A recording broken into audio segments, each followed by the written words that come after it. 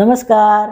वीणाज रेसिपीजमध्ये तुम्हा सर्वांचे मनपूर्वक स्वागत करते. आज आपण करणार आहोत नारळी भात. साहित्य सांगते तुम्हाला. एक्झॅक्ट 1 वाटी तांदूळ मी धुवून ठेवलेले आहेत. 1 वाटी गूळ आहे. 1 वाटी ओला नारळ आहे, खरबडून घेतलेला आहे तो. केशर घालून, दुधामध्ये केशर घालून थोडंसं ठेवलेलं आहे. बदाम काजूचे काप आहेत. वेलदोडा आणि लवंग आहे फोडणीला. वेलदोडा पूड आहे. आपण कुकरलाच करायचं आहे. तूप घालून घेऊया. तूप गरम झालं की आपण सुरुवात करू. तूप आपलं गरम झालेलं आहे. वेलदोडा आणि लवंग टाकलाय. हे धुतलेले सर्व तांदूळ आपण ह्याच्यात घालूया. गॅस बारीक केलाय. बासमती तुकडा घेतलेला आहे मी. अर्धा तास आधी मी तांदूळ धुवून ठेवले होते. यातच आपण आता ओला नारळ घालूया. तोही थोडा परतायचा. एक्झॅक्ट 1 वाटी गूळ.